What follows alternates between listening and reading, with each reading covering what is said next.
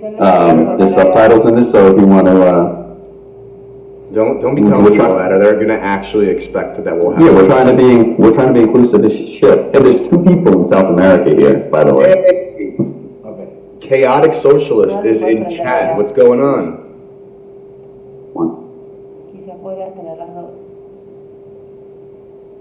No sale, no.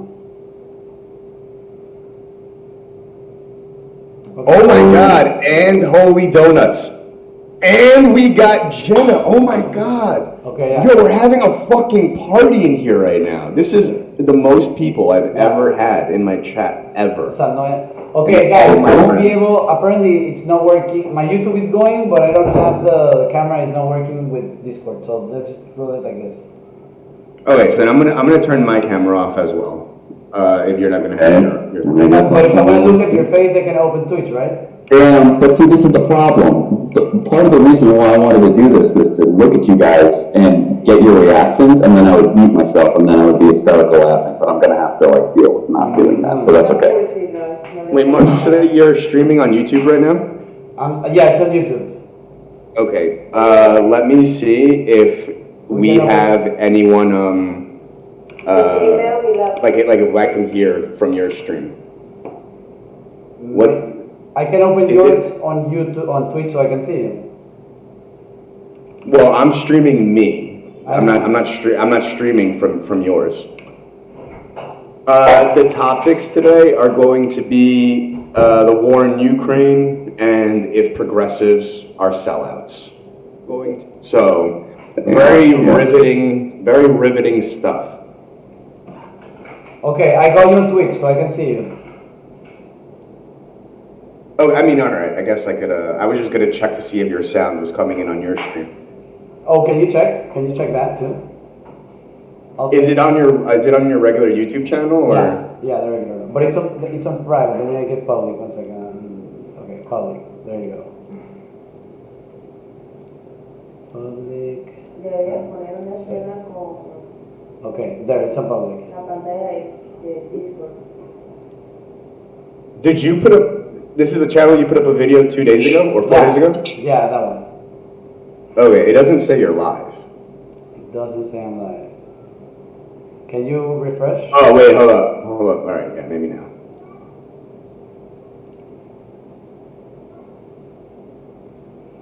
Okay, no one talk. I just want to make sure. Yeah. Hello.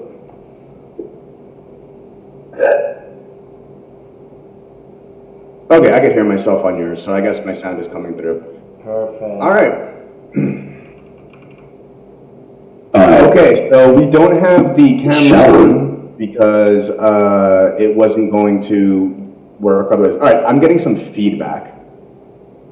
Too much feedback. Oh, Jenna, I don't have. I do appreciate you wanting to use your Amazon Prime, but I'm not big enough yet for that stuff. You could use it on another. Just wait till after the Santa interview, okay? Yeah, you have to wait till after the Santa interview when my channel inevitably blows up after that. That'll go down in the history books. There's some feedback that I'm getting from whenever someone speaks. Is it me? I am you. Oh, thank you, Jenna. That actually is very sweet. You think it's me? You think it's me? Wait, hold on. Do you need the channel that you have open? No, it's from. I'm hearing it over my Discord. I'm getting some type of feedback. Wait, so what about me? Do you think it's from me? All right, now you speak, Mark. Hello. Okay, I guess or maybe it was just that moment because it's gone now. All right, let's get into this. What do you want to do first? Do you want to do Ukraine or do you want to do progressives I'll let you first? pick, man. I'll give you the advantage. Wait. I was actually going to say that we just have, the away team, which is Mark, as the away team gets to bat first. Then Mark gets to pick the thing. So. Oh yeah, no, just quickly, I'm honestly not going to say much. I'm just going to be laughing most of the time. However, I do want to help the conversation move forward, help you guys understand each other's arguments if you're not, if you don't understand, and that doesn't mean I'm helping, that means I'm just clarifying. Fine. Yeah, I mean, I was gonna say let's not do, if you all wanna do introductions of your positions, you can, but maybe just go ahead. Yeah, I'm fine. That's fine by me. I don't think we need to necessarily do opening statements. I mean, I feel like everyone knows, like, or we'll get into it in the discussion. So, right. What do you want to do first? I think we should do Ukraine first and leave the hottest part, which is progressive, till the second part. Okay, I mean, I think Ukraine would be a harder discussion, but yeah, if you think talking about how progressives is more difficult, we could do Ukraine first. That's fine. I'd say more spicy, not necessarily more difficult. Okay, all right. So go ahead. You go Just first. go ahead, Mark. Okay, so in Ukraine, since we didn't establish which point we were gonna debate, what I'm noticing is that the whole idea of the U.S. funding the war and promoting more war with Ukraine instead of negotiating and trying to find that neutral stance Ukraine had historically is getting Ukraine destroyed.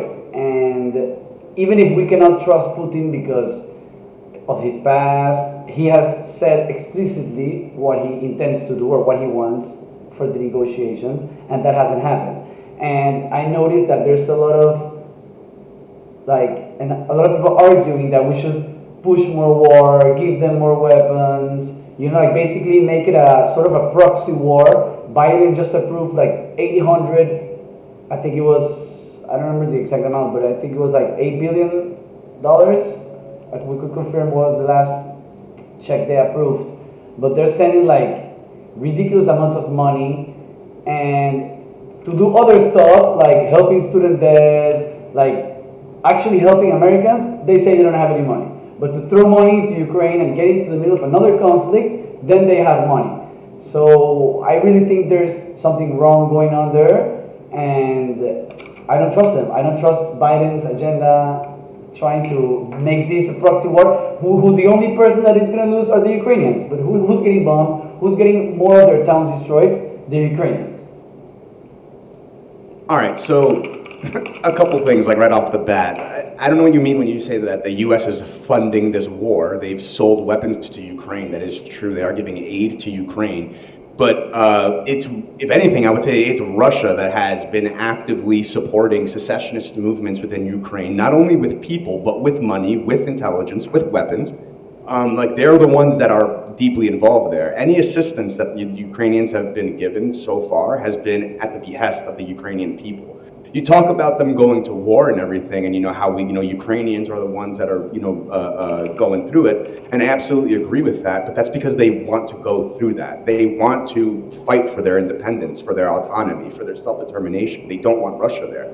That's why they're fighting this war. I think that they've made it very clear that they're willing to put their lives on the line for that. And I think that if they're willing to do that, then that we should absolutely help them. And then to your last point that Putin has made his the U.S. has not tried diplomacy. The U.S. has tried diplomacy for 8 years.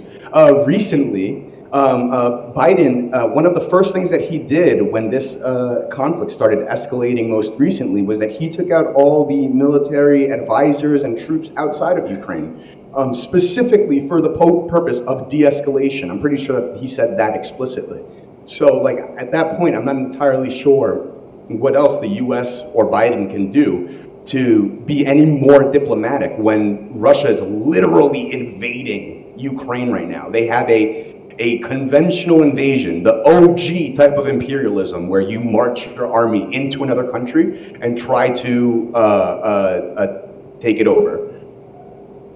I'm also in chat. People are telling me that there is feedback coming back in. I do hear it a little bit. I don't know if. How can we stop the feedback? Is it because? Do you have your stream running or something? What if Mark does push to talk? I could do push to talk. Because I think that's what the problem is. Because I hear whenever Mark talks, I hear the feedback. Okay, so if you can push to talk, that should fix it. 1 second. Let me Let's see if it's that. Push to talk. Okay. Okay. So is the stream is it better now? I'm using push to talk. I think so. Yeah, I already can tell. I think it sounds better as well. Okay, so from what you say, yeah, I agree with you too that war is not right and they're doing a full invasion. But you know where this invasion is coming from. It's coming from the whole NATO deal. The whole Russia wants Ukraine to be neutral. And coming from that point, I actually recently saw an interview where Zelensky says that he knows he's not going to be able to be in NATO, but still publicly he plays it like he's trying to get into NATO. And I know you're gonna say like, oh, it's a sovereign country, they can be into NATO, but that's not the reality of the geopolitical context of that area. Like, it's gonna have some implications because guess what? Putin doesn't trust NATO. And I even ask you, I don't know if it's going away from the debate, but what has NATO really even done for the world? NATO, the US has been probably the country with the most invasions they have done, the most countries they have destroyed. So why would anyone trust the US putting more bases and getting closer to your own country? So I'll tell you what NATO has done. NATO was explicitly created to stop Russian expansion into Western Europe. And then what's the other option? So, Russia demands that Ukraine remains neutral. And so what? So then Russia doesn't take Ukraine either? We know that that's not true. In 1994, Russia signed an agreement acknowledging the fact that they would respect the territorial boundaries of Ukraine. And they have not honored that agreement at all, not even a little bit. So we see right now, had you got me on this question 4 years ago or whatever, I probably would have been like, you know what, we could get rid of NATO. But Putin is providing the perfect example, the perfect reason as to why NATO is still necessary. It's the same thing.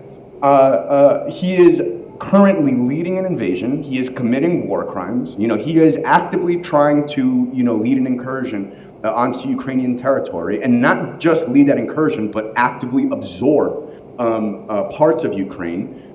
What exactly, are we supposed to do? I think if Ukraine wants to join NATO, they have a perfect reason, for wanting to do that. Russia is invading them right now. They're providing the justification. What are your thoughts on the people that Ukraine has the Russia? I cut you off, or do you stop talking? No, I stopped talking. Okay. Do you recognize the people that supposedly Ukraine has killed in the Russian territories or the Russian-speaking territories within Ukraine?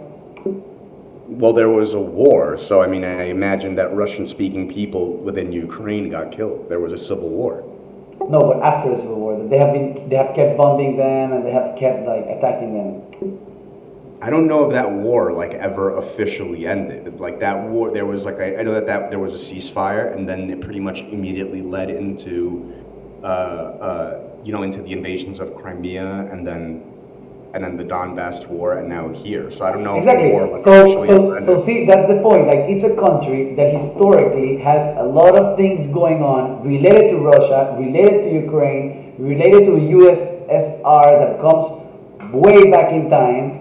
And yes, war is never okay, but NATO trying to get in, it's gonna cause more tension. And I even showed you that video where Biden says that they cannot put NATO there because it's gonna trigger a war with Russia. So it's right. Wait, hold on. Let me cut you off there. So you openly acknowledge then that Biden is saying that he doesn't want to put troops there. So you know that there is actually no escalation on the side of the U.S. in this war, in this example. You know that there is no escalation on the side of the U.S. explicitly from the words of Biden then. So you understand that. Yeah, but that was 20 years ago, and everything triggered because from what I understand, it kept escalating because these guys kept bombing the Russian parts that want to get independent. Even from what I know, Putin didn't even want to control those parts. They made it like a Minsk Accord where they agreed these places will be autonomous. They want to be Russian or Ukrainian. And what did Russia do subsequently after signing the Minsk protocols? What did Russia continue to do as soon as those agreements were settled? Tell me, what did they do? They continued to attack. The fighting never ended. The deal that was supposed to stop the Donbass war fell through twice. Now, there has been agreement saying that for any peace deals that are going to, happen in the future, then that they're going to use the Minsk protocols as the foundation for those deals. But as of right now, the conflict is ongoing. Okay, just to make clear with Holy Donut's comments, I'm not saying war is okay even if it's with Ukraine. Don't give a fuck about what Holy Donut says. Okay, You're fine. talking to me. Okay, fine. I think the key point here is that right now there is a war, and you're saying like, oh, Ukrainians want to go to war and they're willing to die for their country. How do you even know this is true? Because Zelensky says that? Like, who would want to destroy... They're currently fighting a war, and they're doing everything they can to push the Russians back. Dude, have you even seen, like, the comparison of the two militaries? Like, Russia has, like, 20 times more everything. Wait, okay, and who gives a fuck about that? When the who gives a fuck about that? Wait, hold on. When the United States was a colony of Britain, Britain had 20 million times more everything. They had more boats, they had more soldiers, they had more money, everything. And Americans still thought that it was a good idea to fight for their independence. I would say that is the same exact type of mentality that Ukrainians are going through right now. There is an imperialist power that is trying to overtake them, and they are fighting to have their self-autonomy and self-determination recognized. It's not the same, because Ukraine already has their self-autonomy, and they're already a country, and they already have their economy, and they don't rely on anything from Russia. But Putin doesn't want... Putin is dude. Oh my God, Putin is literally in there right now to make that not the case. He wants to absorb Ukraine. That's why they're fighting. Do you think that they just woke up one morning and the Ukrainians were like, you know what, man? Fuck Russia, like out of nowhere? Ukrainians didn't want to join NATO. They were ambivalent about joining NATO up until the annexation of Crimea. Once that happened, then they were like, holy shit, NATO is actually quite necessary. We really want to be a part of it.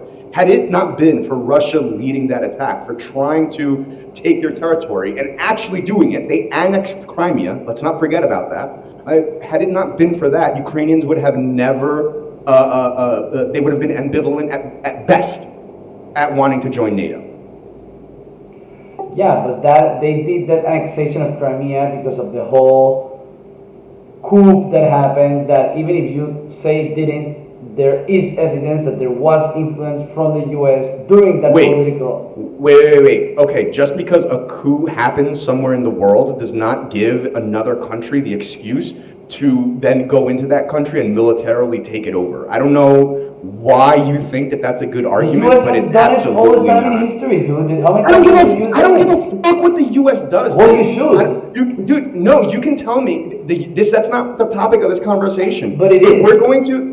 No, it's not. We're talking about Russia, Ukraine right now. We're not talking about the things that the U.S. did. I can acknowledge and accept that if that the U.S. does terrible things all around the world, you're not going to get me to defend the U.S. here. But exactly what Russia is doing, exactly what the U.S. has done, that Russia is doing now. Okay? There wasn't, and furthermore, there was no coup. Okay? There was an overthrow, but that was from the Ukrainian people themselves. They overthrew. What's his name? Yanukovych. They overthrew Yanukovych. They were the one that came from them. And if people want to overthrow their corrupt leaders, I fully 1,000% support that. I get that, but I mentioned the case of the US because if let's say, the leader of the free world establishes a certain type of behavior for foreign policy, then other countries are very likely to repeat that behavior.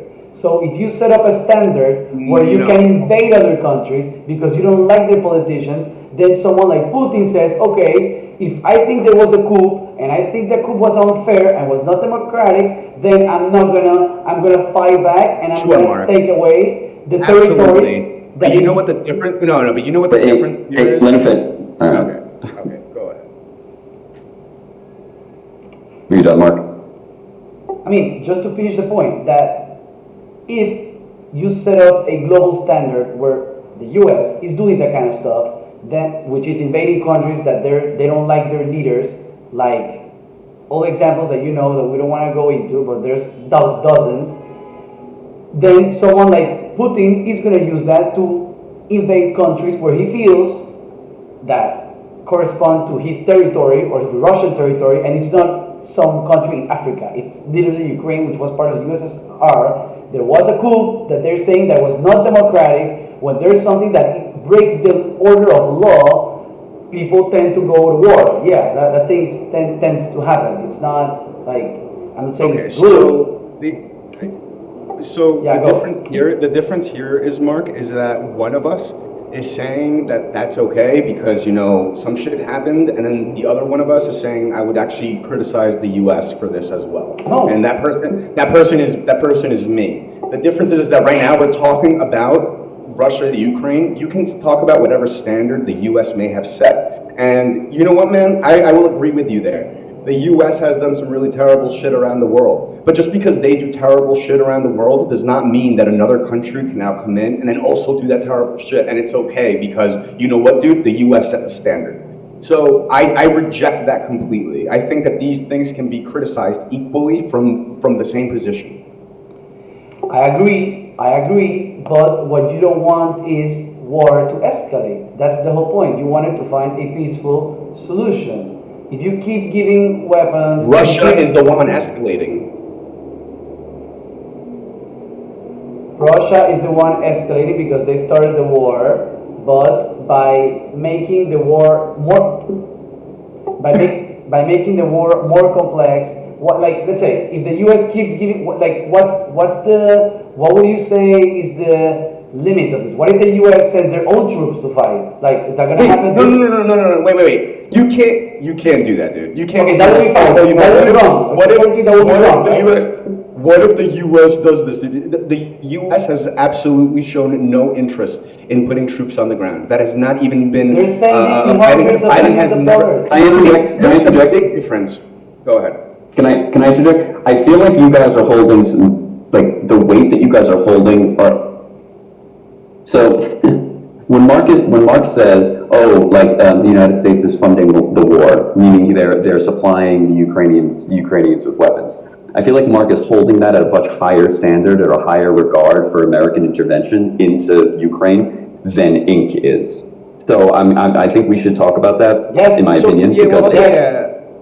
So we can talk about the level of intervention, and sure, I mean, I guess if you want to say that the U.S. is selling weapons to Ukrainians, that is definitely a form of intervention. But let's recognize the degrees here, right? There's a big difference between the Ukrainians literally asking for assistance. Can you stop 1 second? Can you hold that idea? Are they selling them weapons, or are they giving them the weapons for free? No, they are selling them the weapons. It is a sale of weapons. That is exactly what's going on. There has also been other aid that has been going on. Here on the news, it says the United States will give Ukrainian government an extra $500 million in direct budgetary aid. That's not selling. That's giving. Wait. Hold on. Mark, what is the difference between budgetary aid and a weapons sale? Explain to me the difference between these two concepts. Well, from what I understand, a sale would mean that Ukraine is paying for the weapons and what's budgetary aid? That they're creating a budget to give it to them. Okay, so they're two different things then. Like if you're going to talk to me about selling weapons, okay, and then budgetary aid, these are two different things. Exactly. These are not the same things. Wait, so then why would you bring it up? Because that's what I'm saying, that they're not selling the weapons, they're giving it to my God. No, they're not. You literally just acknowledged that budgetary aid and weapon sales are two different things. You can give budgetary aid and also sell someone weapons. These are two different practices. So you're saying that this budgetary aid is not to give them weapons. That's what you're saying.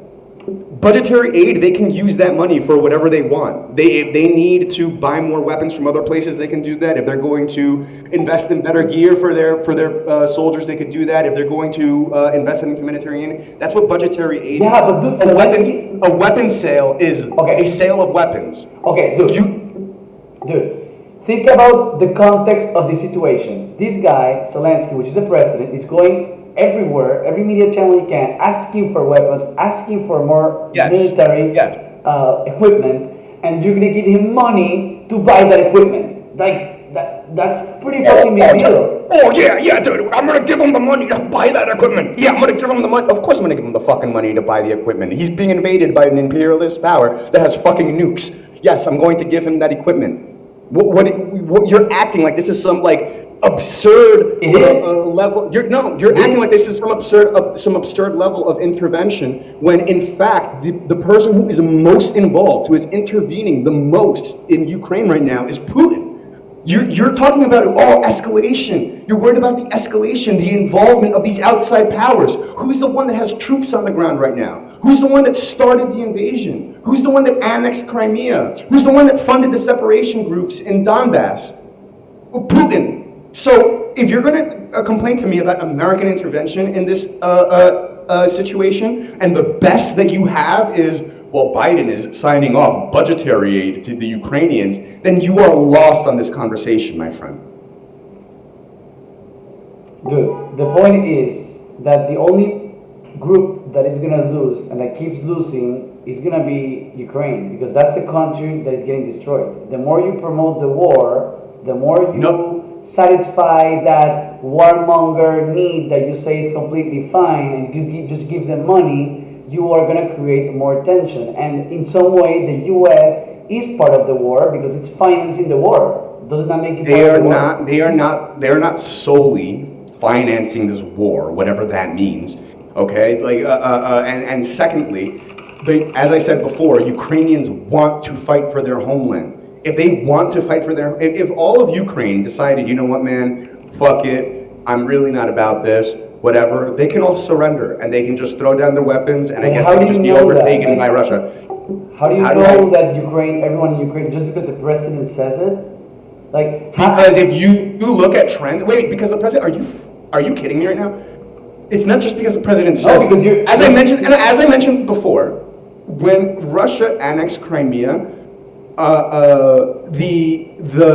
the sentiment for wanting to join NATO skyrocketed up. Ukrainians do not want to be part of Russia. They have developed their own national sense of identity. They have their own national culture, right? Like they want to maintain that for themselves. They don't want to be overtaken by this other greater power that's next door to them. That's why they're fighting this war right now. Yeah, but from what we know, Russia doesn't want to take Ukraine. You want it to No. Russia absolutely does want to take Ukraine. Putin has outwardly said that he wants to absorb Ukraine. He has given speeches on this. If that's the best that you have, dude, we could just switch topics then, because like you are lost here. It doesn't even sound like you in chat before you were telling me how I better do my research. It doesn't seem like you did any.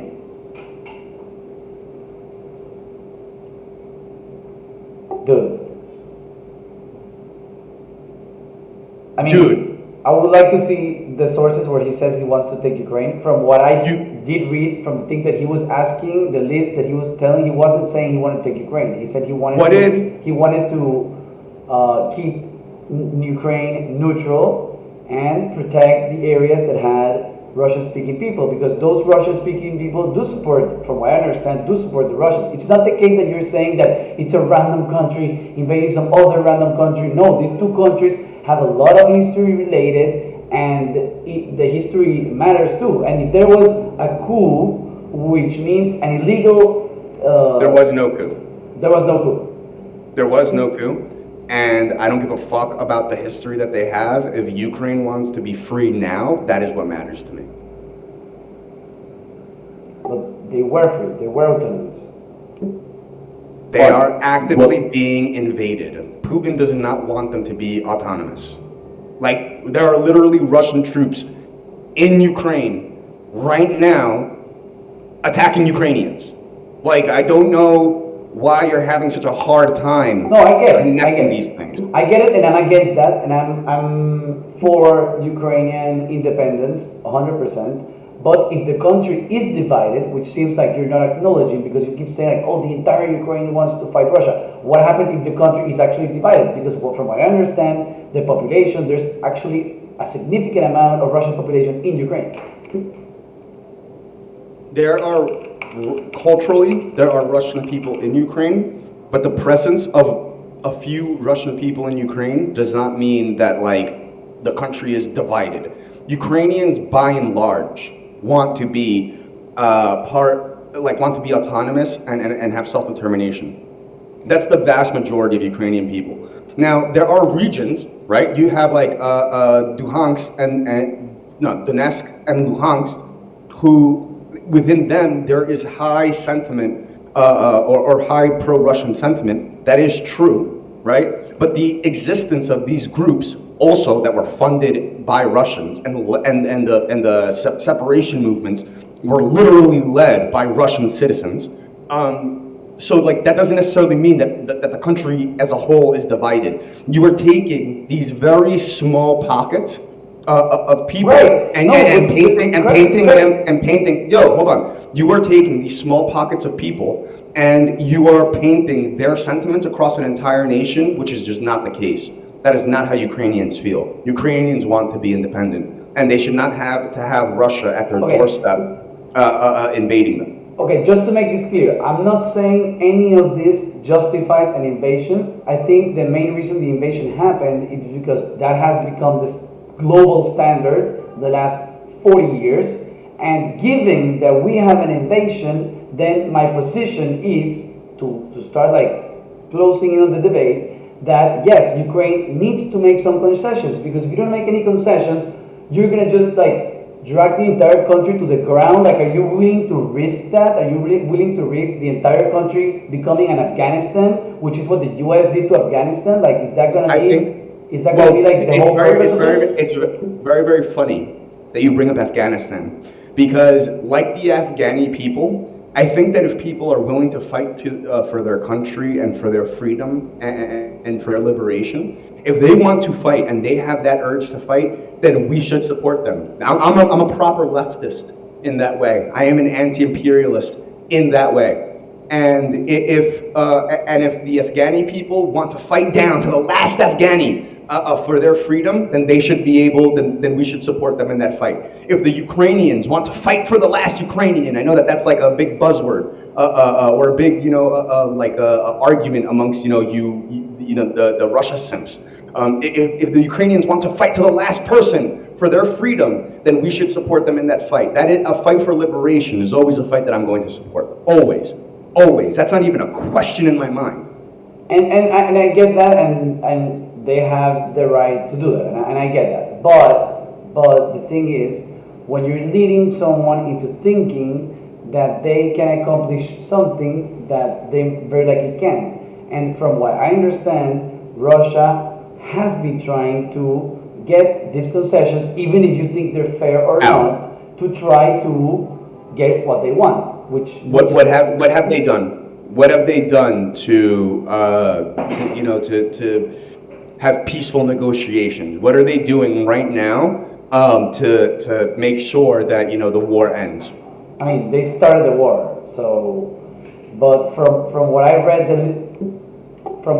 on the list of demands, it was like make Ukraine neutral and make the two Donetsk regions autonomous and keep Crimea. Something along those lines. It's what I read. Okay. If I can interject, do you guys want to settle that right now about what exactly Putin said? Because we keep going back and forth about, he said this, and then you both disagree. So if we can get like a record on that.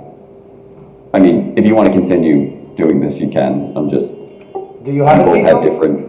Yeah. So actually, someone linked a transcript from the Kremlin to my chat. I think that was Holy Donuts. Thank you for that. Let's see if I can pull this up here. Give me 1 second.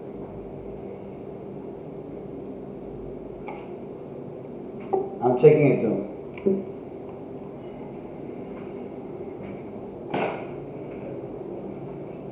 Make sure it's current, you know. Okay, this was from February 21st, 2022. This is like his whole fucking speech, though. Like, am I going to read through all this, or do you want me to just like find the peak? Because then that's going to take me some time. I mean, yeah, we're trying to find what he actually wants, or at least what he says in this speech.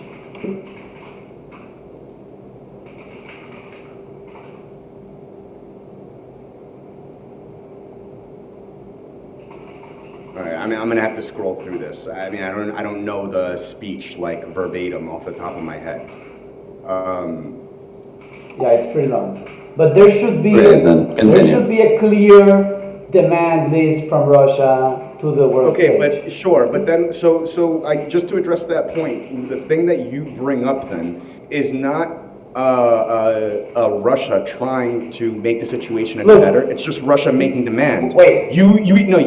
My question was, what diplomatic measures has Russia taken to try to make sure that this war ends? And you said, make Ukraine a neutral state completely, autonomy for the Donetsk and Luhansk regions, and we got to keep Crimea. That's not diplomacy. That's just me telling you what I want. Like that's not a concession from anyone. That's just making demands. And furthermore, who the fuck cares what Russia wants? Crimea was Ukrainian territory that belongs to Ukraine. Russia's the one currently invading. The only concession that Ukrainians should make, in my view here, is I promise I won't kill every single one of these Russians in my territory so long as you guys leave right now. That is the only concession that Ukrainians should be willing to make. They're the ones that are being invaded. They're the ones that are being invaded. They're the ones that are being attacked. If anyone has an issue with what's going on, it should be them, and they should be the one making the demands, not the Russians. I mean, if it was two random countries and it happened out of nowhere, I would understand your position. But if you scroll down to one of the last parts of the speech, Putin starts saying stuff like that a law has already been adopted that allows foreign troops to come to Ukraine in 2022. Oh. Okay. Oh, I'm so happy you brought that up. I'm so fucking happy you brought that up. Who made the law that said that Russian troops were allowed to be in Ukraine for an extended period of time? Where did that come from? Let's see how much research. You told me to do my research, so I'm curious now. Let's see how much research you did.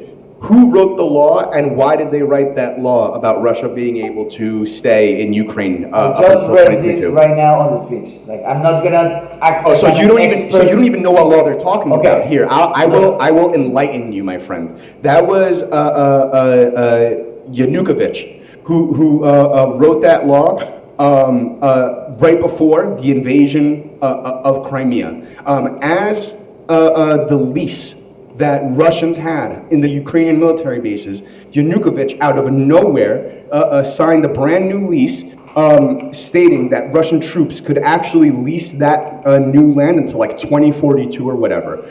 It would be those bases with the renewed leases that Yanukovych gave to Putin, where Putin would launch his invasion of Crimea and then subsequently annex it. Ukrainians, by and large, viewed that law as an act of treason by Yanukovych, and it fueled the sentiments that led to the Euromaidan protests.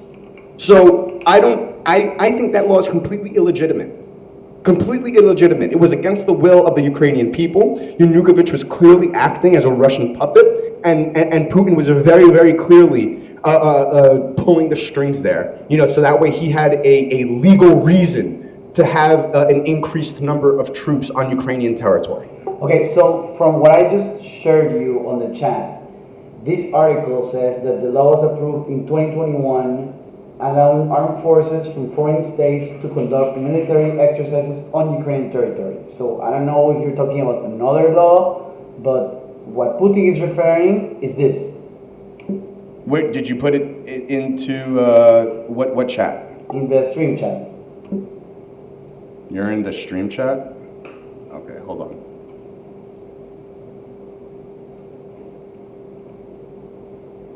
Do you see it?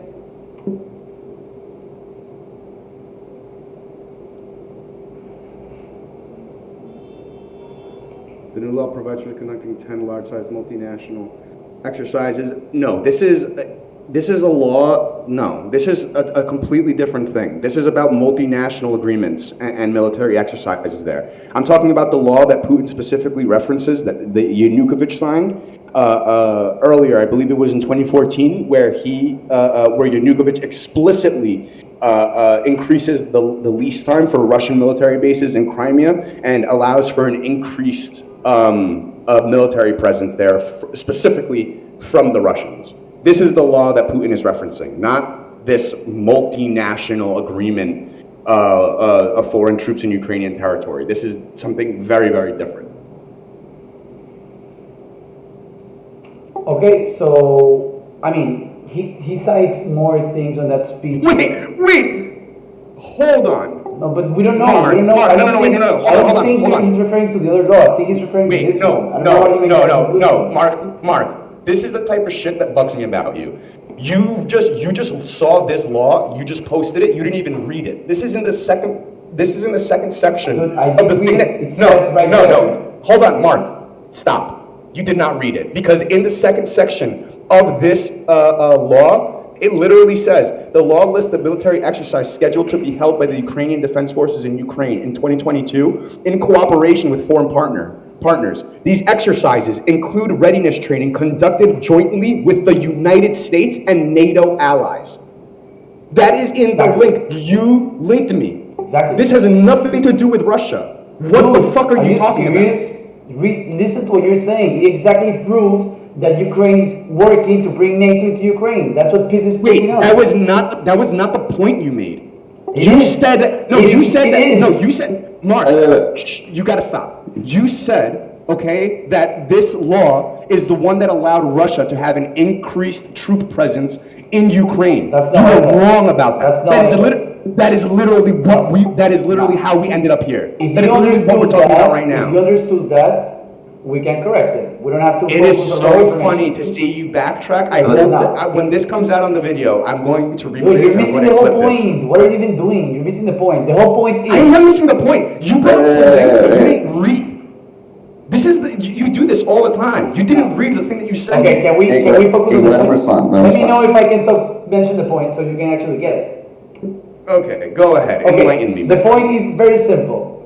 Someone shared an article saying about a Putin speech. Putin is complaining about a new law that allows foreign troops into Ukraine. I looked for the law on Google, I shared you the law, and as you just read, the law explicitly says that it's to do military exercises with NATO and with the US. Right? What part of the speech are you referring to towards the end? I need you to read me that specific piece that you're referring to in Putin's speech. Sure, here it is.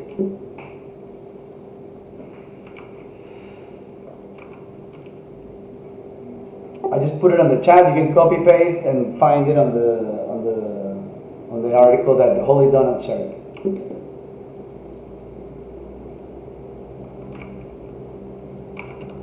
Allah has been Like, if you can admit that Putin's worries is NATO in Ukraine, you can then start to understand why he's willing to go to war with Ukraine. Even if there were NATO troops that were allowed in Ukraine, if Ukraine is okay with NATO troops there, then that's fine with me.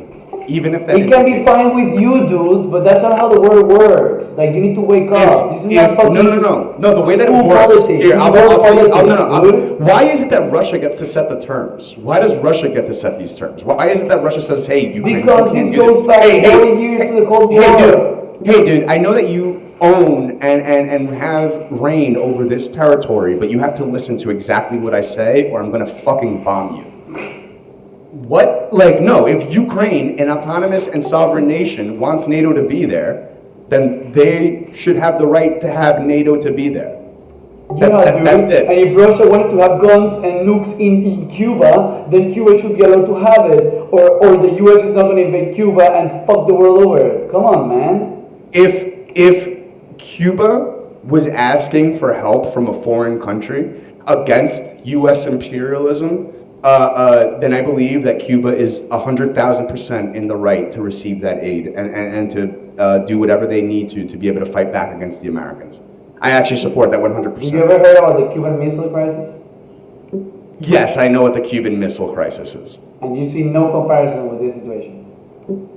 I think that these are vastly different situations, but even where there is similarity amongst them, I still think that Cuba has the right to ask for aid in fighting an imperialist power. It's not about asking for aid, dude. If Russia had done military exercises, Mark, can you hold? Let me finish. If Hold Russia had done military exercises with Cuba, in Cuba, do you think the U.S. would not have invaded Cuba and I don't destroyed give it? a fuck if the U.S. did it, because I would support Cubans here. If the U.S. was like, hey, dude, I don't like that you're doing these military exercises, I would be like, damn, dude, tough shit. It's not your country. Like, they should be able to have these military Dude, but that's exercises. not how the real words, dude. No, You're living dude, okay, in a so, dream. no, That's not how it works. Okay, That's so not how what it you're, works. Mark, so then what you're doing is giving an excuse right now for imperialism. You are saying, hey man, there's this big power in the region and they're afraid that this smaller power is doing military exercises, so you know what? We should be able to invade them because I don't like that. That is what you're saying right now. No, that's not what I'm saying. I'm saying that is exactly what you're saying. That is exactly what you're saying. If you understand you're dealing with a government like the United States that's willing to blow up the world before allowing Russia to be in Cuba, you need to understand that Russia is not going to go to Cuba to avoid a nuclear world war. The same way the US is not going to Ukraine to avoid a nuclear world war. How about that? Can you understand that? The U.S. had missiles in Turkey that they removed specifically to avert nuclear war in the Cuban Missile Crisis. Exactly. So what the fuck are you talking about? So they get like, wait, the U.S. did the U.S. backed off. Russia's not backing off here. These are two different situations, my guy. The U.S. backed off in the Cuban Missile Crisis. They said, you know what, man, we really don't want these weapons here. So what I'm going to do instead, what the U.S. said that what they're going to do instead of, dude, I need you to shut up for a second. What they said that what they were going to do instead of pressing Russia and instigating with Russia, that they were going to remove the missiles in Turkey that Russia felt was a threat to them. What is Russia doing now? Russia's not backing off. Russia is escalating. Russia has increased its nuclear readiness what was the name of that town? Something with an L. Leningrad or some shit like that. I can't remember it. But they have increased their nuclear readiness there. They have sent convoys of armored military vehicles to try to surround Kiev. They have led a ground invasion, a conventional ground invasion in Ukraine. So no, actually, these situations are not anywhere near the same, and Russia is still the bad person in this situation. You know, you can tell me about, whatever, the U.S. did this, the U.S. did that, but I'm going to bring it back to the point that I said, where, you know what, there's one of us here that is giving Russia the excuse because, whatever, they're scared, and there's one of us here that is criticizing both the U.S. for their misgivings and the Russians as well. Look, Pingo, listen. I'm not saying I agree with what Putin is doing. I'm saying... And why are you arguing in favor of this? I'm arguing in favor of a resolution. When the Cuban Missile Crisis happened, it was Russia who decided not to cross the red line and go to Cuba. Wait, and that's the reason... No. How did it happen? No. What happened? Russia was going to give Cuba those missiles, and the Americans blockaded it. Now, they had a choice there, right, to continue to push forward and literally attack those American boats, right? Or they could turn around. And they turned around, and in response to them turning around, the U.S. pulled their missiles out of Turkey. So, I'm sorry, Mark, like, you're not... Right. This is... Exactly. Cool. No, not exactly. Don't do that. Don't pretend like you just made a huge point. You didn't make any point. You're floundering right now. What you are arguing for right now is saying that Russia is afraid or has concerns about, how much autonomy and sovereignty Ukraine has, and because of these reasons, Russia should be able to steamroll this smaller country because, they want to be friends with NATO. You know what would make them not want to be friends with NATO? If Russia was not attacking them. Dude.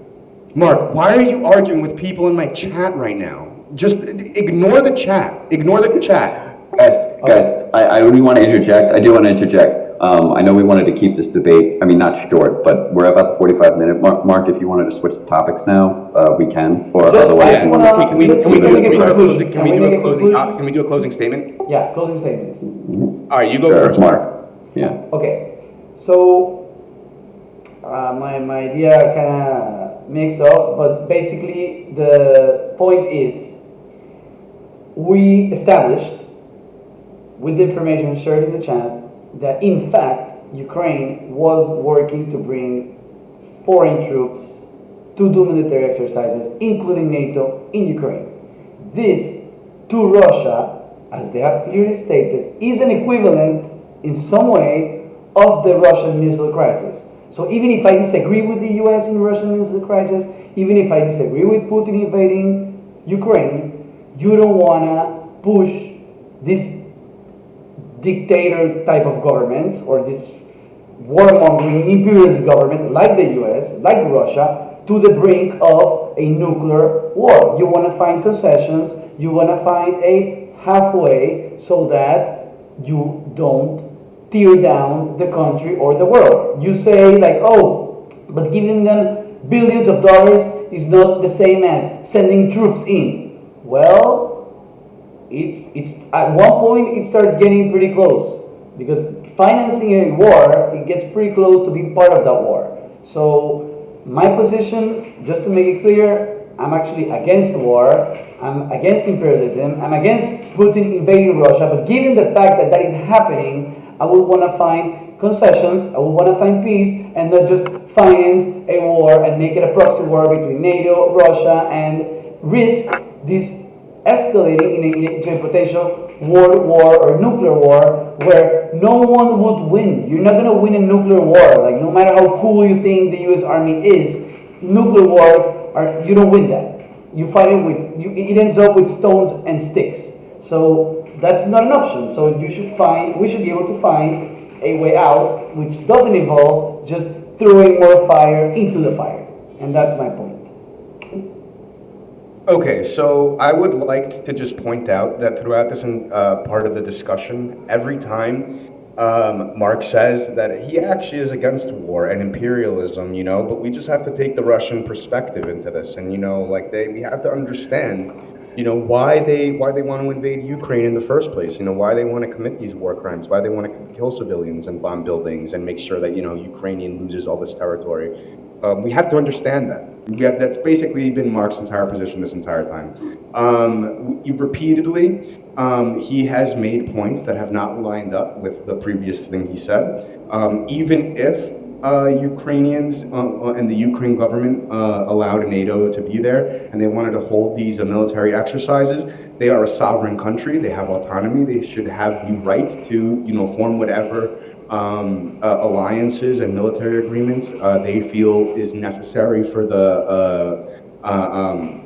for their people. And at the end of the day, I would support this no matter who it was coming from. And I would be against any major power or any power at all leading an imperialist and fascist campaign to overtake another country.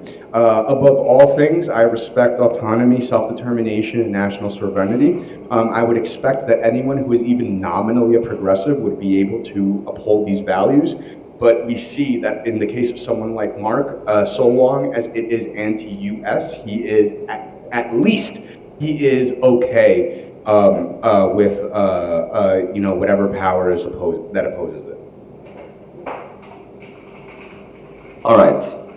So now, if progressives are sellouts, Inc., you want to go first, considering that Mark went first with the war? Yeah, Ukraine. Yeah.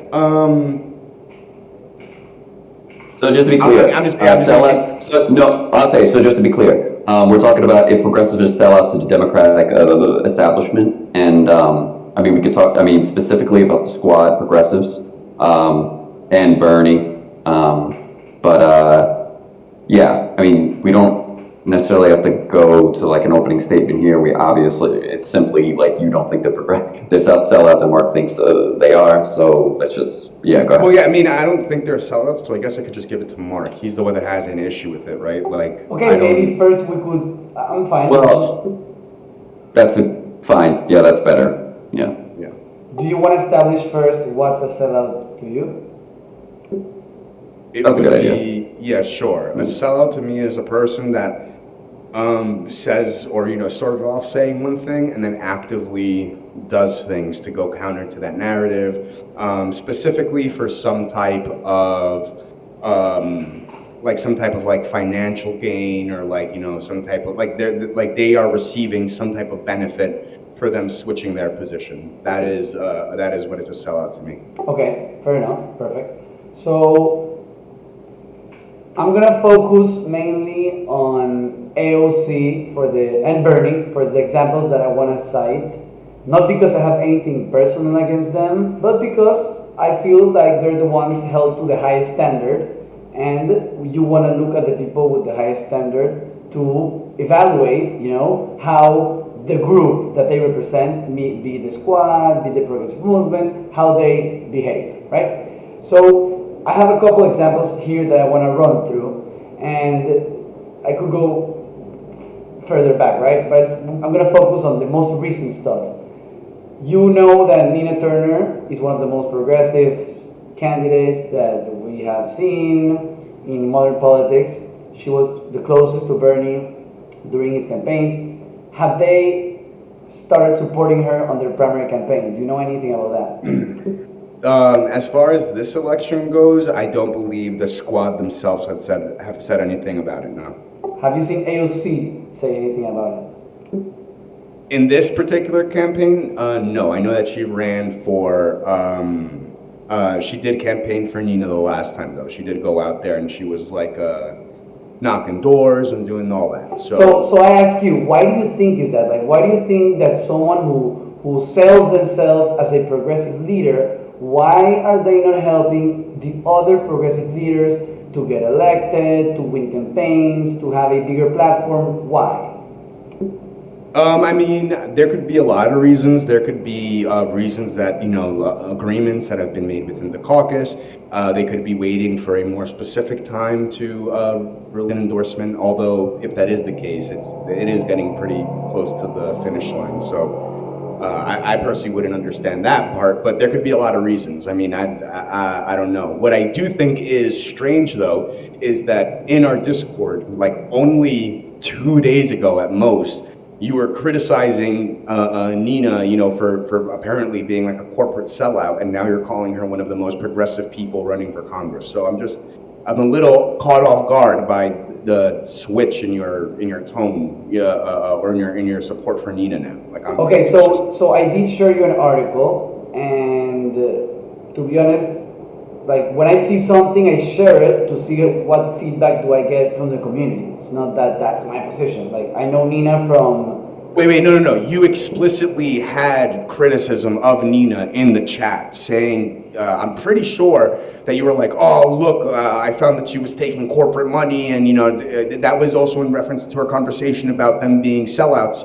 So I'm just confused. I don't know. Are you pro Nina now? Are you against Nina? What are we? No, because if she did take corporate money, that would obviously make her seem like a sellout. Yes. I don't know if the article is true. You said it was not true, so I'm not gonna... Well, I don't believe I said the article was not true. That's exactly why I shared it, to see what you think of the article, if it was true, if it was confirmed, if it wasn't confirmed. Okay. Sometimes you see so much information. Well, if you have no strong opinions on that, then I guess we can move on from that point. But Well, I would really like to stress that if we know that the importance of Nina, this is a recurrent thing with the squad, AOC, or this type of political candidates. Wait, what do you mean when you say recurring?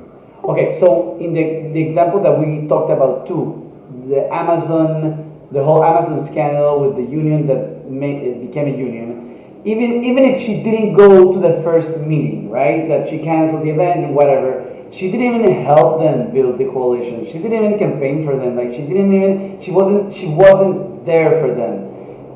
Christian Small said it. Everyone knows that it's part of it, knows it. So it's the same thing. When things actually that you can do a big change matter, they're not there. They're at the last hour. They're too busy. They have a strategy. They have something shady going on, and that's really not how politics work. Like the whole thing that made Bernie successful, which made AOC successful, was being. Wait.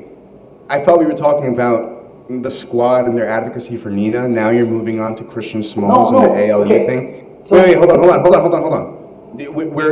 You're jumping, and it's a little hard for me to keep up. So before you continue to spew this nonsense, I have to stop you and make sure that I address these points. When you talk about AOC and Christian Smalls and the Amazon Labor Union, I agree that there is criticism to be had there for AOC not showing up. Now, AOC did say that the reasons why she could not go are because of scheduling conflicts and security concerns.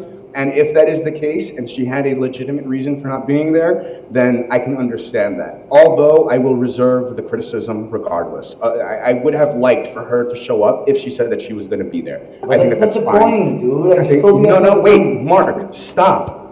That is exactly the point. You literally said that she didn't show up and that she's been a hypocrite on this. So now let me prove you wrong. Despite her not showing up for this one event and for not being able to be there for this one time, I do think that deserves criticism. But let me give you a few examples of how pro-labor AOC has actually been.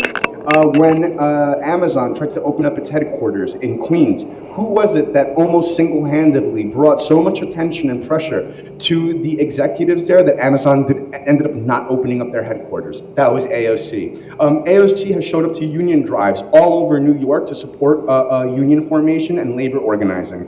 AOC has openly supported the Starbucks unionization campaign. She also supports the PRO Act, which is a very pro-labor a piece of legislation that would encourage the support and the creation of unions across the board for all labor activists. She has been a relentless advocate for $15 in minimum wage, and she has even encouraged her own personal staff to unionize and be able to negotiate to collectively negotiate on their own behalf within her own workers, like the people that work under her.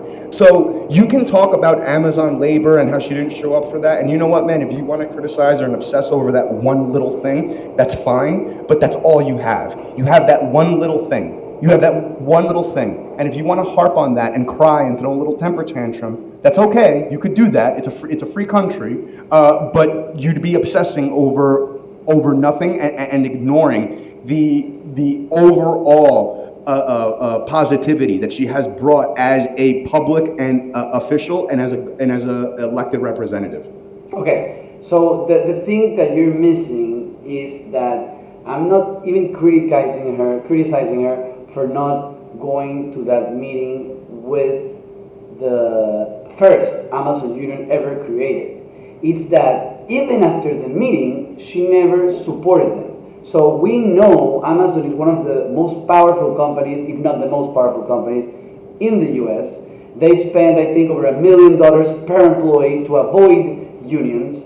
And you find it completely normal that she had no active role, not even her, just not to even blast her. None of the, I think it was none of the so-called progressive in Congress helped this particular group that is leading against the most powerful company, and they didn't support them in any way. And that's why I don't want to pile up on stuff, but just like it's happening right now with Nina, where Nina is running a campaign, and now none of them are supporting her publicly or even campaigning with her. Wait, okay, so we have to talk about specific issues. Do you want to talk about Nina's campaign and how they're not showing up for that? Or do you want to talk about Amazon and the labor union and their support for labor? Because the squad, almost in their entirety, has been very pro-labor. They are amongst the most pro-labor officials that we have in government right now.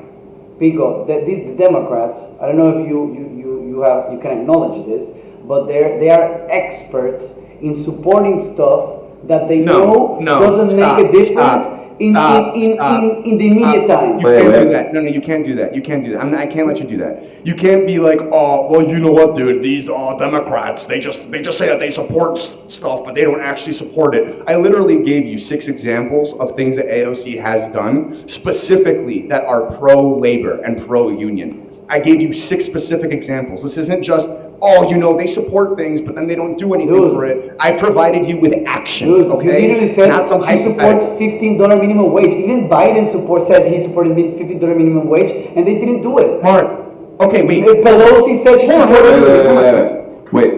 Let's not. We can get there, but let's stick with. We still haven't decided whether we're going to stick with Amazon or we're going to stick with Nina Turner. So I'd rather You can even pick. Yeah. Which one do you want to focus on? Well, I mean, you seem very focused on the labor thing, so I would like to talk about the labor thing. Okay, so as far as the $15 minimum wage, I don't know what you expect. Like, AOC can't just magically snap her fingers and make $15 minimum wage happen. There are other people in Congress.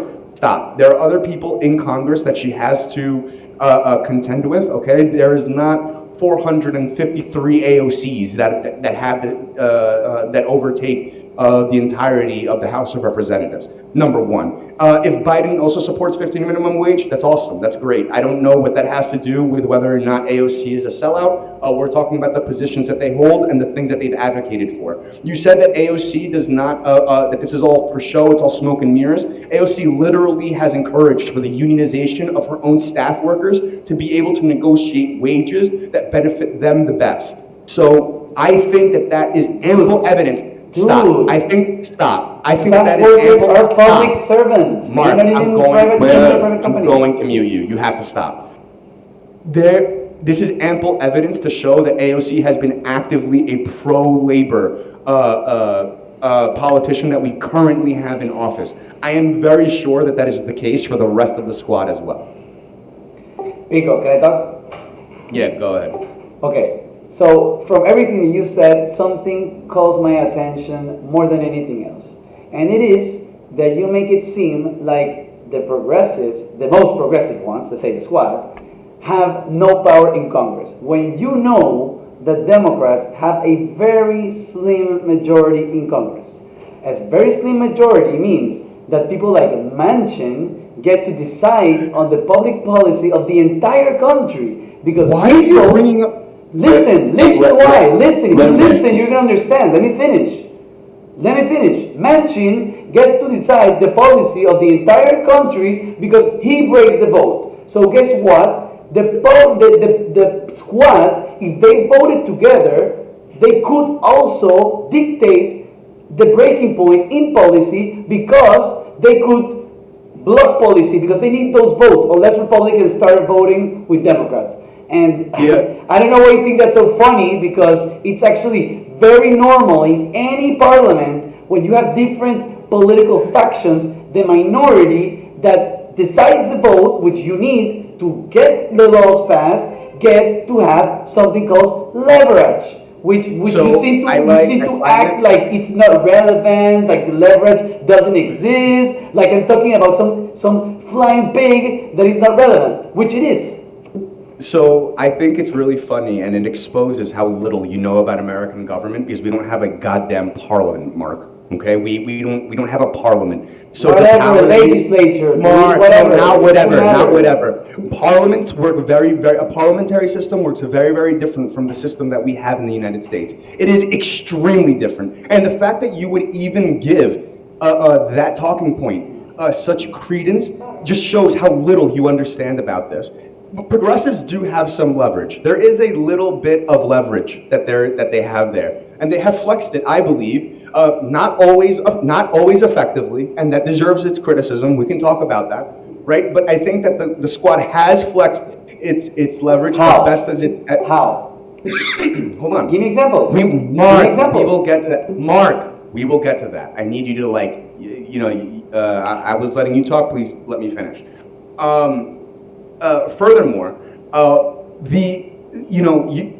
Oh, fuck, now I lost my spot. If you want examples, with the bipartisan infrastructure bill, the squad literally, I think almost all of them, voted against it in order to be able to pair that up with the BBB. And that was the other thing that I wanted to say. I find it hilarious that you bring up Manchin, a senator, okay, someone who's not even in the same chamber of Congress as the squad. You are so absent, so devoid of arguments that are actually relevant that you had to switch to a completely different chamber of Congress in order to make your point. The things that the squad has pushed for, when they are able to get it through the House, they have successfully done so. If that dies in the Senate, I know that you think, we have a parliament, so you probably don't know how this works, but the Senate being a different chamber of Congress, they actually don't have any influence there. That's a totally separate organization. That's a different institution, okay? The Senate and the House of Representatives,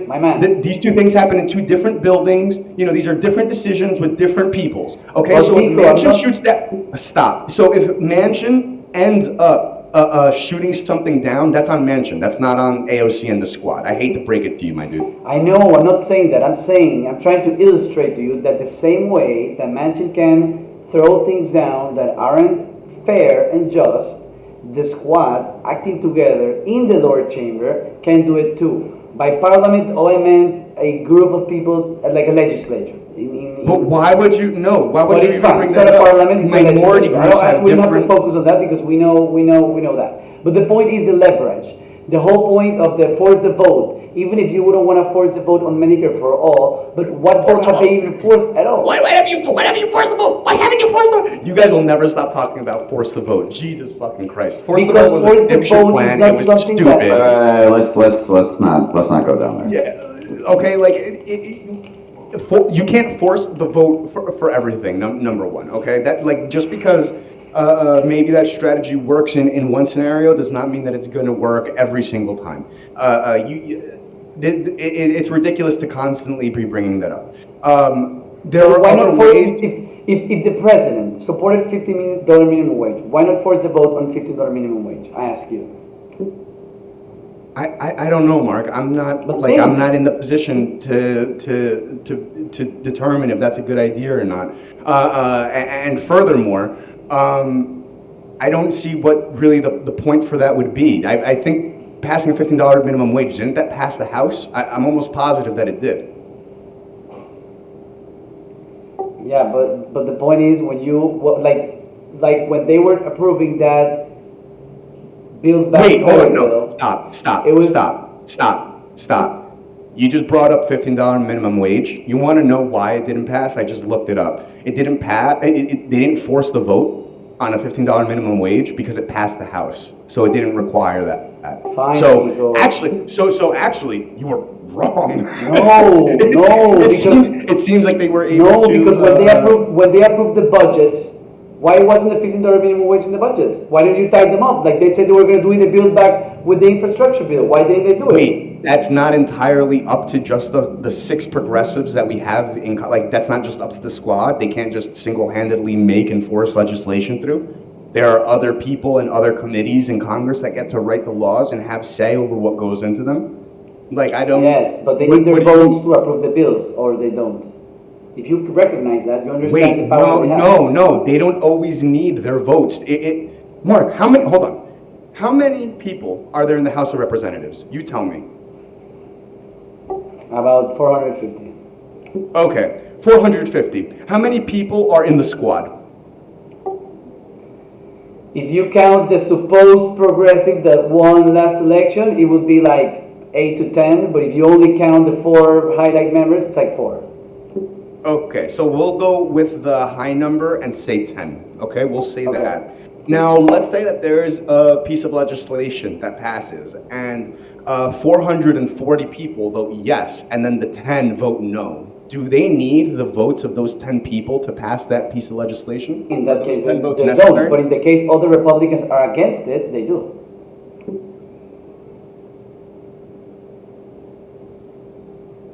Okay. If everyone in Congress votes against a $15 minimum wage or whatever, then it doesn't matter if the whole squad in its entirety votes in favor of the $15 minimum wage. You realize that, right? If there is 400 people that vote against something and there are 35 people that are for it, then guess what? That legislation is not going to get passed. Like I don't know why you keep bringing this up. Because you realize most of the legislation that they pass, they do it without 0 Republican votes, right? What are you talking about? Many times when legislation is passed, there are always a few of like the stragglers that vote opposite to their party. That I think the best example of this is what recently happened with Ketanji Brown Jackson and her appointment to the SCOTUS, where you had the 3 Republican senators, Collins,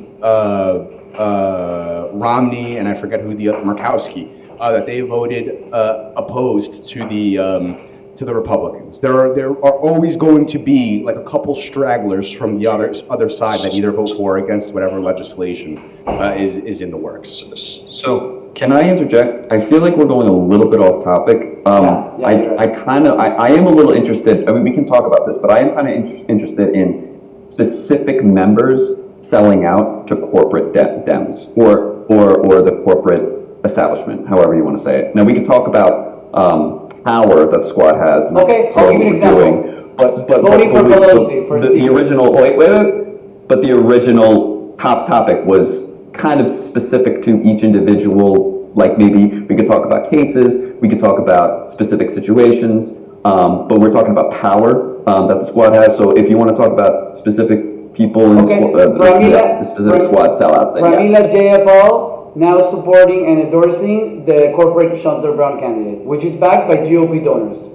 Is she a sellout or not? Or she's completely chill with you? You love her.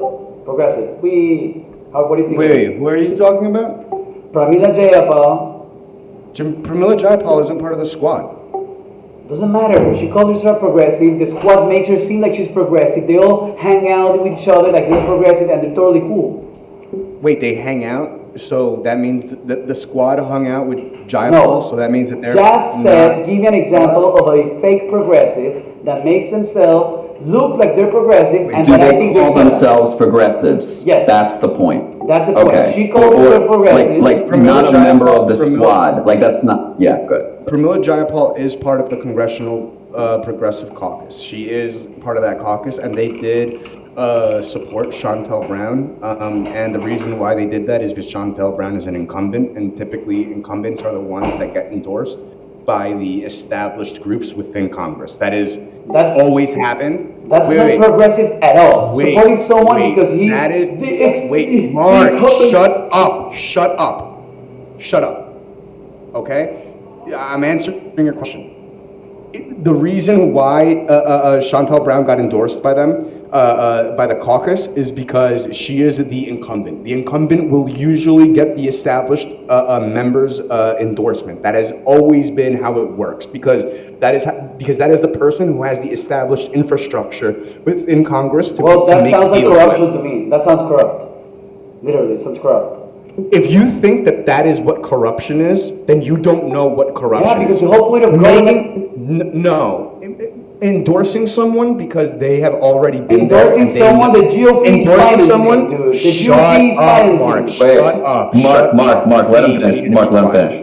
The reason why they endorse someone who is already there is because that is the person who already has the connections and the deals that are made. It's easier to work with that person than have to bring in a new person, make new connections, make new deals, right? That has always been the way the establishment works. Now, it sucks, and I agree that sucks. I am not a Jayapal fan. I think that the endorsement of Chantal Brown was a big mistake. I've actually spoken about that on Twitter quite a bit, openly calling Jayapal out, saying that I've been deeply disappointed in her decision there. And I believe that part of the reason why the squad has been silent on Nina Turner so far is because they want to, the way that I see it is they probably want to endorse Nina Turner, but because the caucus has endorsed Brown, they are being very cautious about causing further division within the caucus between them and then the other members. Now, I don't know if that's a good thing. I personally would like the squad for all of them to endorse Nina. I think that is the right choice, and that's what they should do. But that one thing does not, if they don't endorse Nina, I don't think that makes them sellouts either. I think it would be bad political instincts, and I think that it shows that, maybe they need to be a little bit more aggressive in that sense, but I don't think that qualifies them for being sellouts. See, that's exactly the difference between you and me. That you can justify corruption, you can justify these politicians doing things wrong, and they just think it's fine because, bad political instinct. And guess what? The whip of the Congressional Progressive Caucus is Ilhan Omar, and Ilhan Omar is not stepping up for Nina Turner, and it's not even only that it's Nina Turner. It's that Chantal Brown, it's financed by GOP donors. So you're telling me that they're calling themselves a progressive caucus, acting like they're progressive, acting like they're part of a group, a progressive group, which works with basically GOP candidates, almost, because these candidates are corporate candidates. Let me finish. They are financed by GOP donors. But it's fine because it's an incumbent and they always do it. Yes, bro, it's corruption because the whole point of an election is picking the best candidate for the country. Not saying, because she won before, then let's re-elect her again. You know what's the whole problem of the US?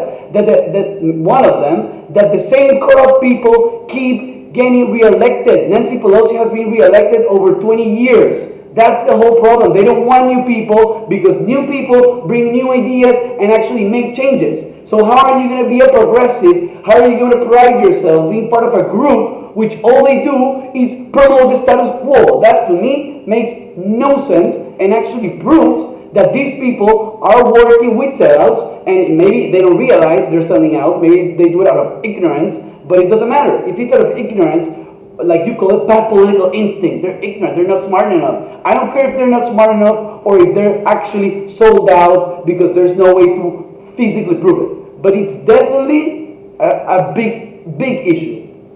So this is one thing that you're looking at, then being like, you know what? Like they haven't done this before, and then you just completely forget about literally every fucking thing else that they've done. It doesn't matter if AOC does go to all these labor things. It doesn't matter if they vote to leverage the BIF, the bipartisan infrastructure deal with the Build Back Better plan. That doesn't matter to you. What matters to you is this one instance where they don't do which I've criticized them on, which I think that they haven't done a great job here.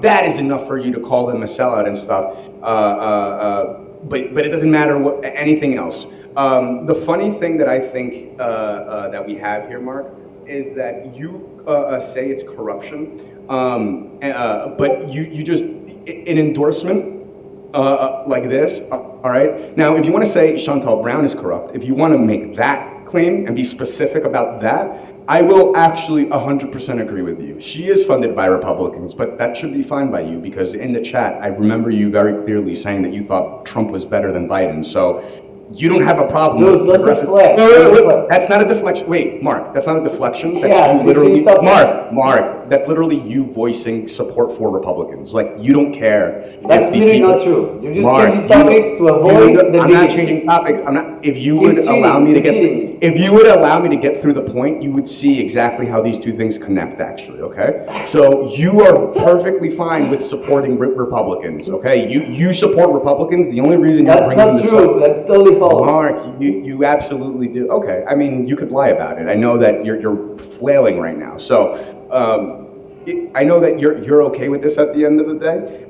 If you want to talk specifically about the actions of members of Congress and how they've done and where we can criticize them and stuff, sure. But anything that the squad does or doesn't do, you're going to call corruption. Look, you're going to say that they're sellouts. Like you've proven that you don't actually really care about any of these things. Give me a reply. Like the squad. Okay. First of all, just so the audience know, I'm a person that went to Iowa to volunteer for Bernie's campaign. I had never been involved in politics before. And then you called them a sellout. I have never been in politics before, and I participated to help the Democrats and help Bernie get elected. I have never helped any Republican ever in any sort of way, just to make that clear. Having said that, you bring a very important point, and I'm glad you do it. You do it, and it's that okay. So because they've made a mistake or made some things bad, is it fair to then scratch everything else that they have done?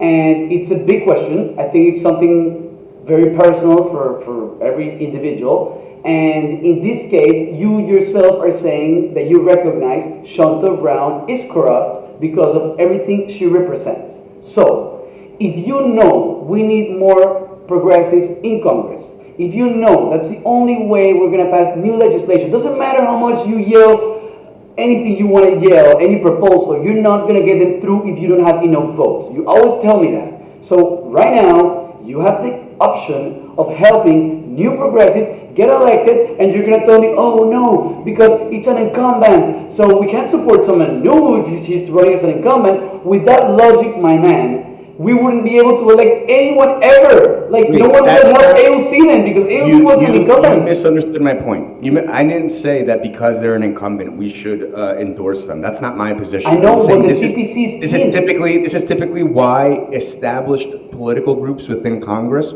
will endorse candidates, right? Is because they're the incumbent. That's usually their reasoning for it. That's the logic that goes behind that decision. I don't think that's a good idea, and I've been advocating for the squad to come out for Nina Turner. I've done it several times on Twitter. I think I even mentioned it on a stream a couple times. So as far as I don't have a problem with you. As far as I'm concerned, I actually do like you. Yeah, but Mark, one thing that they don't do, if the squad does not endorse Nina Turner, okay, that is not a sign of corruption on their part. Now, if you want to talk about Pramila Jayapal and that being a terrible decision, Pramila Jayapal has let me down a bunch of times. I'm not going to hold her to some high standard. You started off this conversation saying that you wanted to talk about AOC specifically because she's the one that everyone holds to the highest level, and now we're talking about Pramila Jayapal, which I don't know. That's why I'm a little confused. Okay. That's why I brought up that they're not the squad. Can I explain why? Because they start mixing each other up. Ilhan Omar, which is part of the squad, is the whip of the CPC. AOC, instead of taking the lead and fighting for the new progressive candidates like Nina Turner, which is more vetted than anyone else in the entire probably country, almost like Bernie, if she's not willing to support Nina, who is she gonna support? Because the CPC, we already know they're corrupt. We already know they like GOP donors, candidates. So why would you take a group like this seriously? Why is the point? Playing with us? And that goes back to the same article that I shared you, which showed that AOC also gave money that she received from single donations to corporate candidates instead of only to progressive candidates, which is what the CCC, which the DCCC organization did the opposite. They said we're not going to help any progressive candidate, and we're only going to help corporate candidates. So I think. In conclusion, that's one of the reasons progressives don't get more power in Congress, because every time that we're building something up, it goes down saying oh no, for progressives, they don't get any help, they can be supported, they can get all the support, we have to support the corporate candidates. That doesn't make any sense, man. And I know you disagree, I think you agree with me on this, but they don't. And they don't do it. So why should I take someone seriously, which the most important thing in politics is electing people like you, no matter how many things you vote for or you say you support. AOC and the squad have supported other progressive candidates. I don't have a list of all of them in front of me right now, but I know that they have. They have also been the most progressive people that we have in Congress right now. And that is across the board in almost every scenario. Even if they disappoint me here and they don't endorse Nina Turner, you cannot look at this one failure of theirs. And I agree, I will concede that to you right now, that if they don't endorse Nina Turner, that would be a failure. All right, I can agree with that. But that one failure does not make them sellouts, and it does not make them corrupt. That if you're looking for corruption, you're going to need to bring a lot more that they have done or have not done, right? To convince me that they are corrupt. doing a bad thing, or actually, let me rephrase that. Making a mistake does not equal corruption, okay? Especially when we can look back at the generality of their, in general, their entire career, and we can see that they have been explicitly not corrupt. So yeah. Pico. So by the way, again, I have like 15 more minutes, and then I have that's to. fine. I That's have fine. to go. 15 Yeah, minutes well, to finish this up. that's about the right time anyway. So Yeah. yeah. Yeah, I just want to say that, so I think your position, which I respect, is the big problem we have in the US with the politicians. Because if someone betrays you or acts against your interest once, especially in the most important battles, how can you trust that person again? And yeah, I get the part of, oh, it's a mistake once, but every time it's a mistake, like and plus these politicians have the best networking, they have the best advisors, they have all the social media in the world to get feedback, to understand what's the best thing for the country. So I don't buy that oh, they're smart enough, or they just made a mistake. No, I think everything they do is very calculated, and I don't underestimate these people for 1 second. So if they're acting against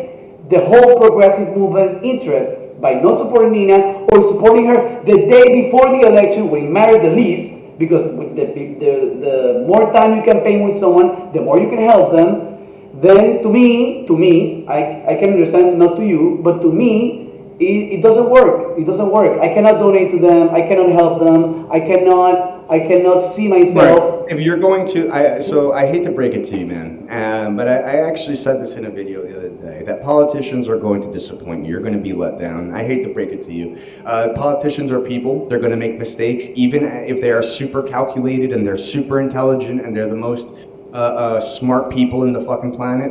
They're going to make mistakes. They're going to let you down, and that's going to be something you just have to deal with as like a person relying on other people to make decisions. That is just human nature, my friend. We fuck up sometimes, and we can talk about whether or not it's a good decision or a bad decision after the fact.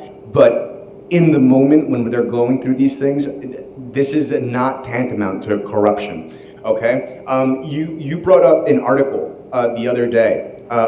Claiming that AOC was corrupt because she was funneling dark money, and in that very article, the only thing that you proved is that AOC started a PAC to help elect progressives. So, like, even when we have examples or that you provide me of them being corrupt, like, look at you harping over this one thing. This entire conversation has essentially revolved over AOC not showing up to this one labor event and the squad not endorsing this candidate this one time. All you have are singular moments, little pockets of events where they fucked up, and then you take that, ignore the rest of their career, and say, oh, these people are corrupt. You are not interested in building a strong, efficacious political movement. What you want to do is harp and attack the most progressive members of Congress that we have because they didn't do everything exactly perfectly, exactly the way you wanted it to do. So if that is what you consider to be corruption, if that is what the definition of corruption that we're using, then I guess they're the most fucking corrupt people in the world. Then, like, I don't, because then you can pull up any one mistake that they made at any given point in time, and then just say, well, you know what, they fucked up, so this is corruption. Okay, so just take this into account. First of all, we cannot bring everything up because we have a short time and we gotta focus on specific issues, like you said. Second of all, yes, breaking moments define you. Sure, the hardest votes are the most important ones, and supporting the people that have supported you, that you need to pass the proposals that you're supposed to vote. If you cannot even support politicians that support you, I don't know why you're in politics, man. Like, what is the point of being in politics then? To just hang out with Pelosi and vote for her and go to the Met Gala? Like, that's not the point of politics, man. The point of politics is being on the ground and helping people like you get elected.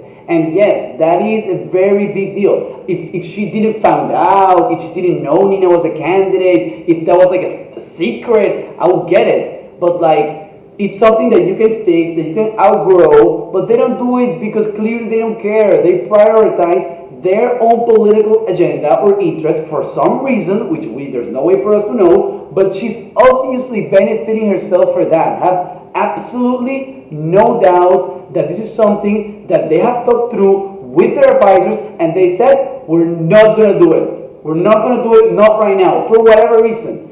And yeah, I think that's a big problem, and I think that's one of the. I think it really sucks because it. I'm not gonna say she's the most corrupt because obviously she isn't. She's probably the least corrupt out of all of them. But still, like I get the point that politicians are going to disappoint me, and that I like being very idealistic. But like I think like it's not a high bar saying that if you go into politics is to support people like you. Like, I don't know what else to tell you, man. And I know you think it's wrong too, but like it's not it really isn't acceptable. It really it's wrong, man. Yeah, I think that if they fuck up with the vote, it would be fairly unacceptable in this situation, and I've criticized them on that. I'm just not going to say that it's corruption. You can keep talking about like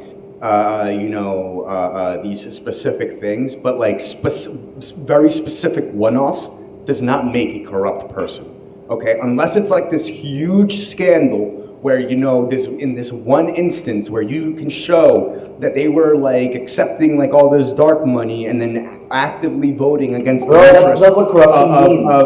Of people, and all this stuff. That's not what corruption is. Do you know what corruption means? What's corruption to you? We can't define corruption. Wait, corruption to me would be someone who does things like takes dark money from special interest groups and actively does things to hurt the movement that they claim to support. That would be corruption to me.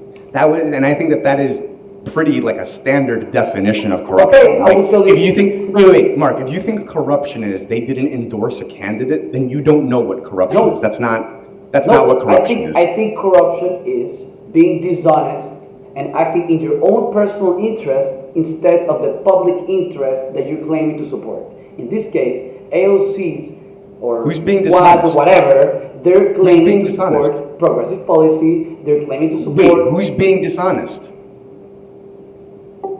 They are being dishonest by not supporting candidates that support them and staying quiet, which their silence supports the GOP candidates that have infiltrated the Democratic Party. Hold on. Dishonesty is not them being quiet. That's not what dishonesty means. I don't know what you think dishonesty is. It's dishonest to you. Dishonesty is like when you lie. When you say, no, wait, hold on. Dishonesty would be like when you say you voted one way and then you actually did not vote that way. That is dishonesty. Dishonesty is not this candidate supported me and now they didn't endorse me back. That's not dishonesty. That's a very different thing. Pico, if I tell you I support progressive politicians, I support progressive politics, I'm all for progressive $15 minimum wage, yay! An election comes up with one that supports $15 minimum wage and one that doesn't, and I don't do anything. Oh, that's all with me. I have nothing to do there. I have nothing to do there. Nothing to say, no one to support. That's my problem. That's not my problem. Why would it be my problem? You are being dishonest with your image, with your message. You are selling a message that you are to support progressive politics. How the hell are you going to support progressive politicians? I don't get it. I think it's dishonest. Maybe you think that's completely fine, but that's why I think that's one of the big problems with U.S. Politics. Like, if we accept politicians to do whatever they want without any accountability, without being in line with the message that they're selling, we're never going to get through this because they're going to lie and they're going to switch positions and be weebly, and what are we going to do? Just stay there watching, and they're going to be like, oh, but I have to support the comments. It's just fucked up, man. It's fucked up. All right, you want to make your closing statements? Because I have to... I was going to say that pretty much sounded like a closing statement to me, but if you want to just do your closing statement, Ink, then, Yeah, I mean, I guess the only thing that I want to say here is, like I said, we can talk about, moments when the squad and AOC or whoever deserve criticism, and I will, chances are, I'll probably agree with some of these moments.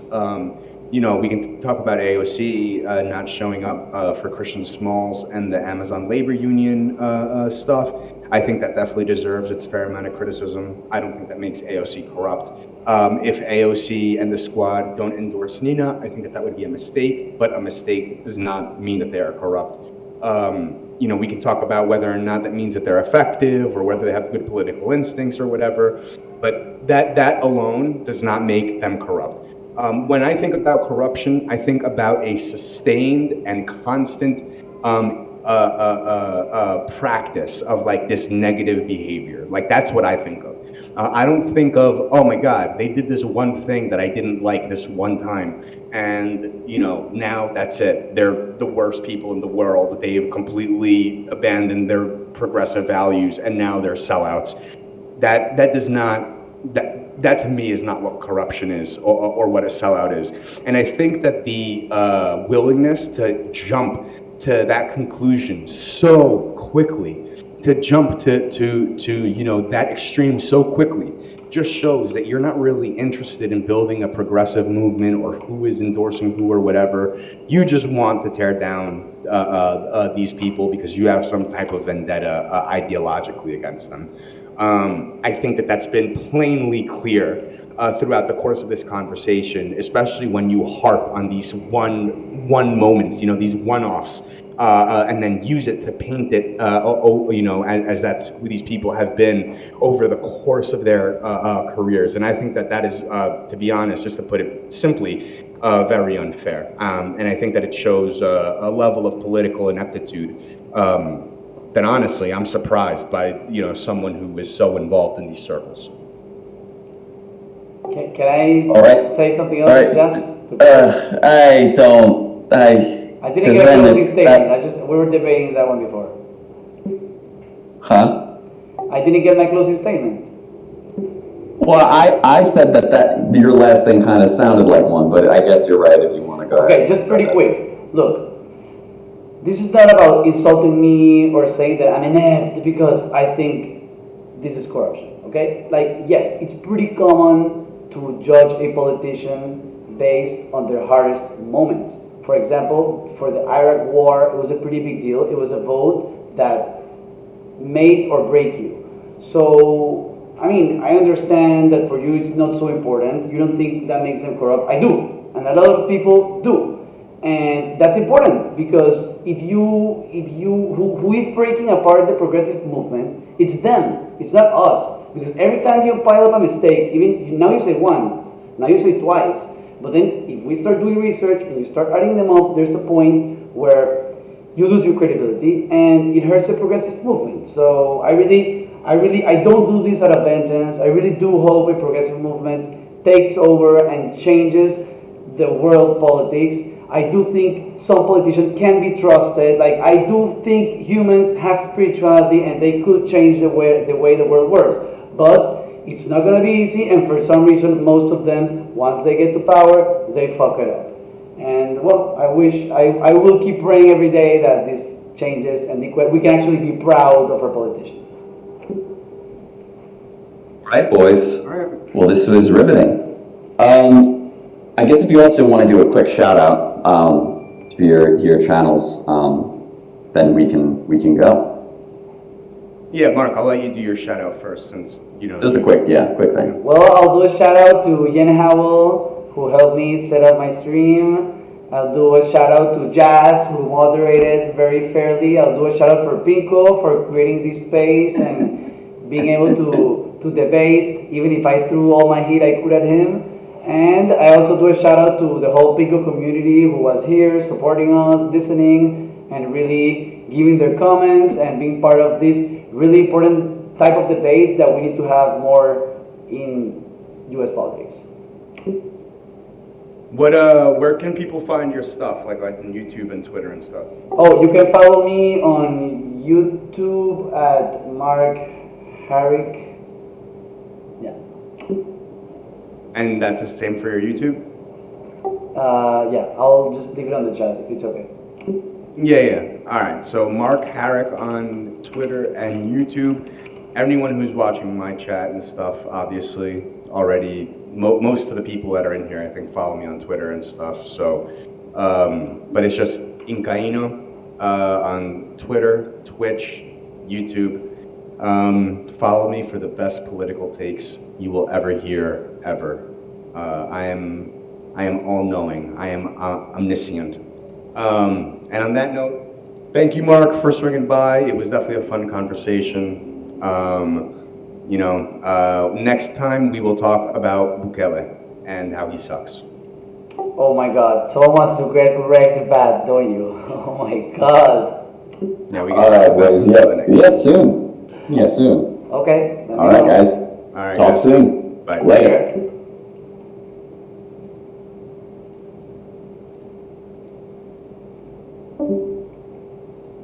All right. That was not 2 hours. That was an hour and a half.